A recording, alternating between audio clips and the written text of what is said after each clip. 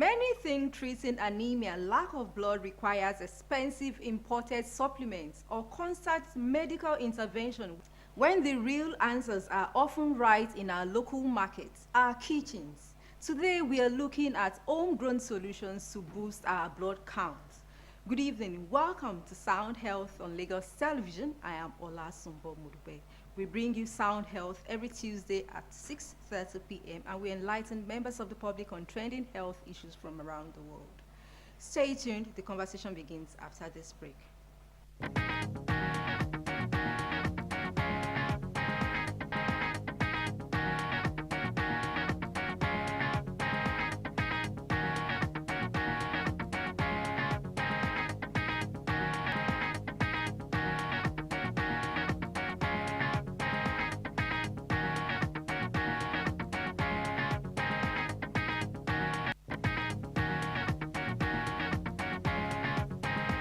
I am being joined by Uju Honora, registered dietitian and nutritionist. We are glad to have you on Sound Health, Uju.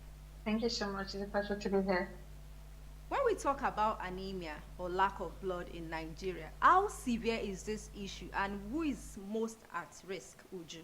Okay, yeah, thank you so much for that. Anemia is actually a public health concern in Nigeria.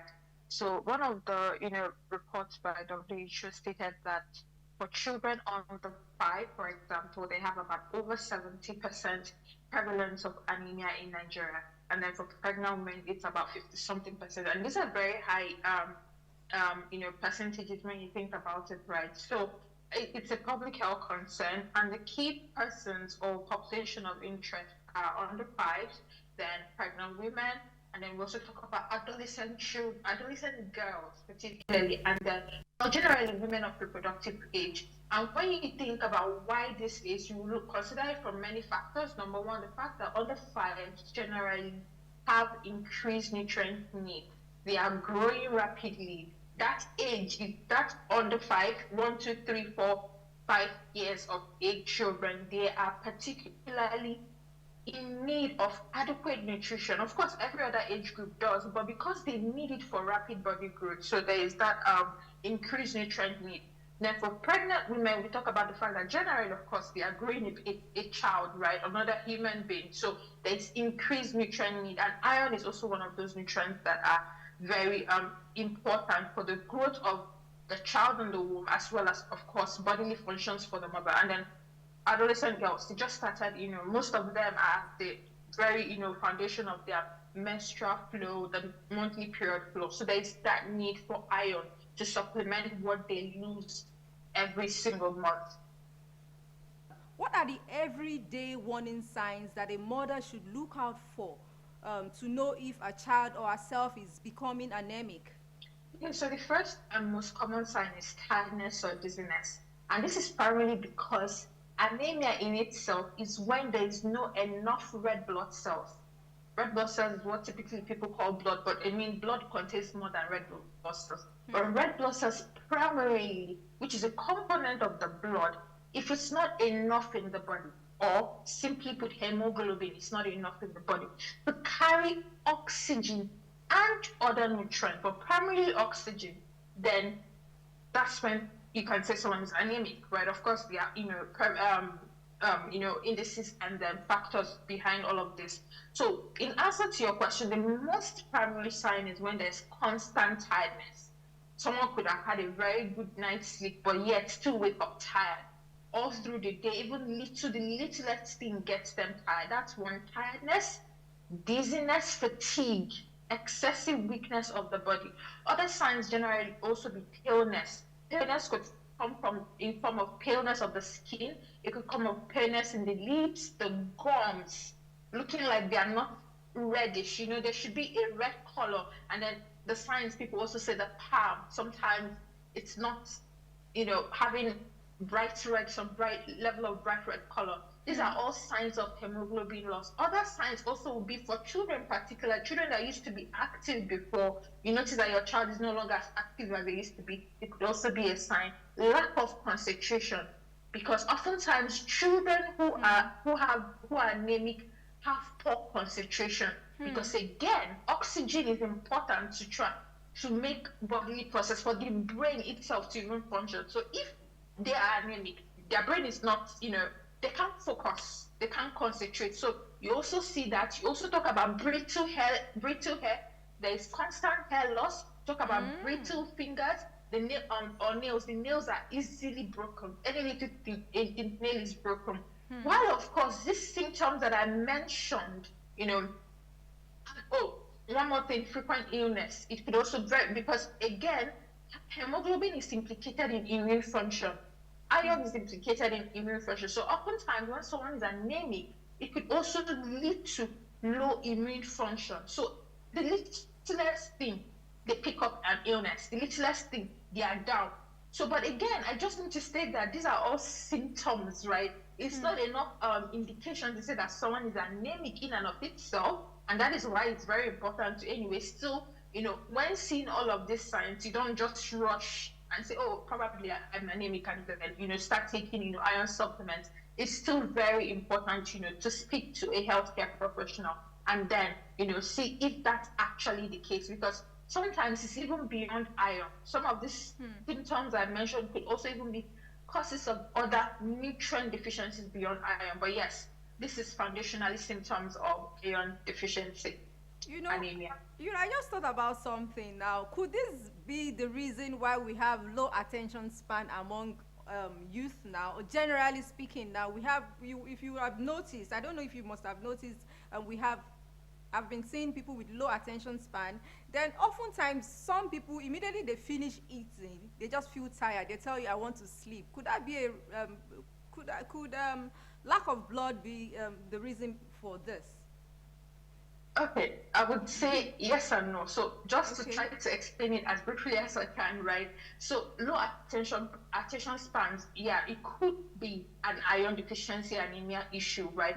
But more often times than not, it could also be other things. As we are very aware, the world is very digital at the moment. So people, a lot of doom scrolling, a lot of social media use make people, they can't really focus. Actually, there's a lot of psychological, so that's a total Distraction. different conversation. But point is, it's not enough to say that the lack of or low attention span is a cause of iron deficiency anemia. It could be contributory, but there are also other factors. And then secondly, to answer the other question you talked about, when people eat and they're tired, that's a total different thing, because oftentimes it's a normal process, bodily process, to eat and feel tired. And this is because the moment you eat, what's happening in your body is that blood, I'm going to try to explain it very simple, is the blood flows more around your GIT so that digestion can occur. And now, if this is happening, it means that the oxygen in your brain is reduced necessarily because more blood is being directed to the GIT for digestion to take place. And that if that's happening, when your brain generally doesn't have enough oxygen, there's that tendency to feel sleepy. So that's actually what's happening at that point. It's not really related to iron, right? But so circling back to that conversation of tiredness and fatigue, where you may pinpoint it to iron, loss or lack of iron or anemia, iron deficiency anemia, it would be when you had a very restful night, but you still wake up tired. Tired. You haven't done so much, but you're feeling tired. I think that's where we can, really, move that conversation of tiredness and fatigue as a symptom of iron deficiency anemia. Thank you so much, Uju. Many believe that you need expensive liver, beef, or imported supplements to, boost your blood count. Is this true? Well, I think we Nigerians, I guess it, coming from the fact that I practice, right, I would probably say that we need to get to a point where we do not think that healthy eating is always expensive, right?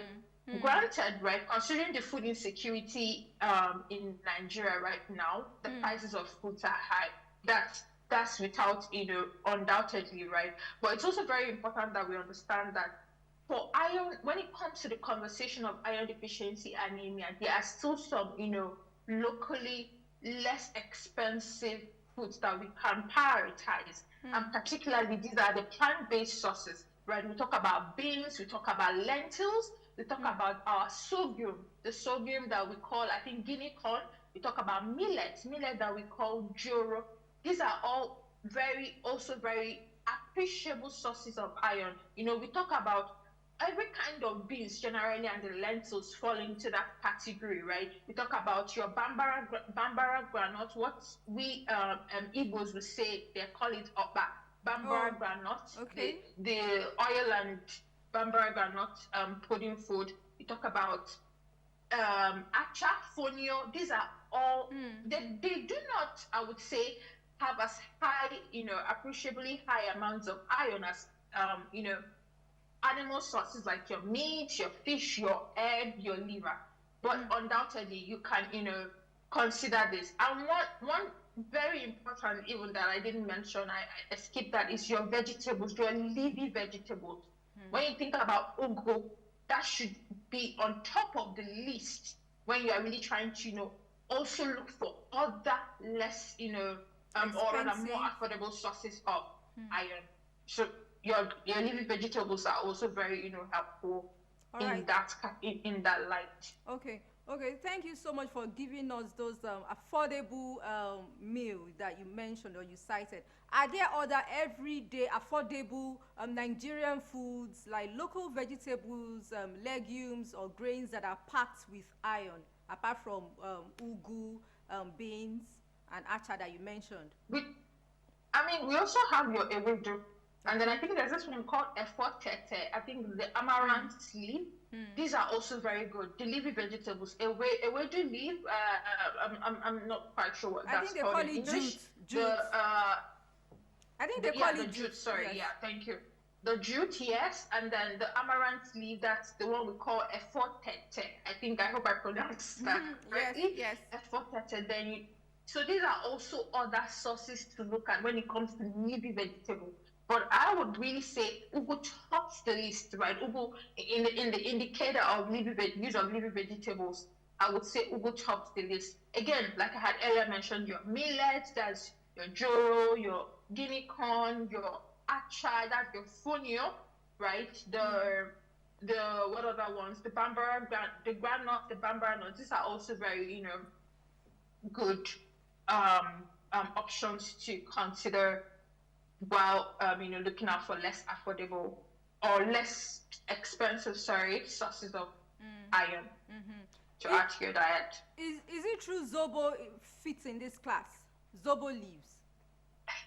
So because which people call hibiscus leaf, or rather which is called hibiscus leaf, right, is because it's red doesn't necessarily mean it's high in iron rich. It's an iron rich food, right? While it's healthy because it has antioxidants, right, which are compounds or substances which are very helpful in the body. So I highly recommend taking zobo as part of your drink.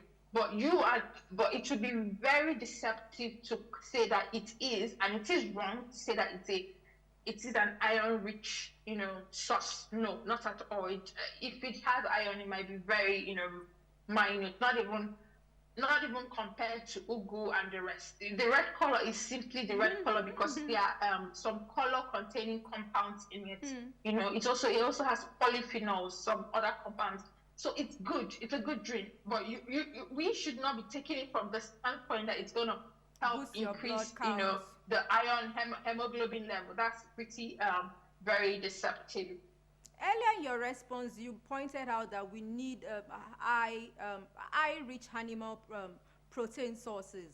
Let us look at those that cannot afford these products or these items. Can egg, crayfish, other underutilized food be incorporated into family diets? Yes, please. On things like egg work very fine, but also know that right now eggs are very expensive, to the best of my knowledge. So, but yes, dried Yes. crayfish, right? Dried fish, can also serve when you even combine it with other, sauces. They are plants, they are animal sources, but you can also combine it with even other plant sources. When you take your beans porridge, for example, and put some dried fish and an ugu leaves, spinach, or the efotete, you already have a very good iron source, iron-rich meal, because that's a plant source, a little animal source there, the dried fish, and then you're also adding ugu, right? And then the best part about when it comes to conversations about affordable sources of iron, we think about the fact that you can add vitamin C rich foods to help the absorption, right? This is a whole lot conversation to help the absorption of this plant sources. If you cook your beans with some tomatoes, that is also going to give you almost as the same as if you are taking your meat, because the vitamin C in your tomatoes is going to help the absorption of the iron in the beans, which is a plant source, or the lentils. Or if a situation whereby you use pepper, your bell pepper, tatache, even tatache, or other kinds of pepper, preferably maybe tatache, and then I think there's this one called shumbo. Yes. And to cook your beans, you're also getting some vitamin C, which will help to improve the absorption of the iron in the beans, in that beans. So you think about it from this standpoint, right? Taking your millets, maybe that is your joro, maybe in form of a carb, and then adding some. When you blend it, you have already added some little dry fish or something. These are all just combinations that we can explore to try to get the most out of the iron in a food, even though other sources, the meat, the fish, and the liver, and all of that, they are expensive. All right, talking about absorption, I know our bodies absorb iron separately or differently. Could you explain the difference between plant-based iron and animal-based iron, as well as why adding something as simple as squeeze of lime or tomato makes a difference? Okay, so we basically have animal-based iron sources of food, right? And then plant-based sources of iron. And then when you think about it, they are divided into hem source and non-hem. Hem being the animal, meaning that they contain more iron, and not only do they contain more iron, they also are easily absorbable by the body. So your meat, your fish, your egg, your liver, your body will easily absorb it. Now, but non-hem, on the other hand, when we talk about plant-based sources of iron, your beans, your lentils, your fonio, your millet, your joro, the sorghum, your guinea corn, all these sources, your groundnuts, your bambara nuts, which also have appreciable amounts of iron, even though not oftentimes as high as the meat, fish ones, sources, but they have appreciable sources, and it's also okay to take them.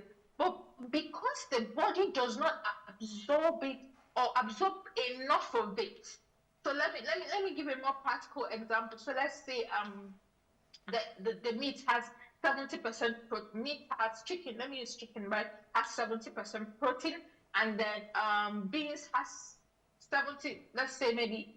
Okay, let me not make it exactly 70. So let's say 50% protein. This is just a hypothetical example.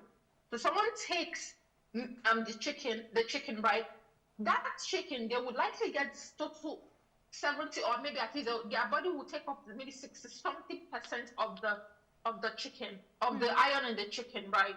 But now for the beans, right, which is we had put it at 60% total iron content, right? The body will likely maybe just absorb maybe 30 something, or at most 40. It's just the body process and how it's able to take in the iron from this source. So what can I do differently if I were to take beans? I could then, like you had even mentioned earlier, add tomatoes, which is a good vitamin C rich source.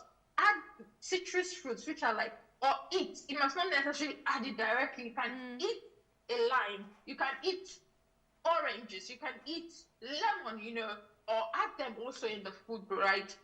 To improve the bioavailability, to improve the absorption, right, of the iron in that plant-based food.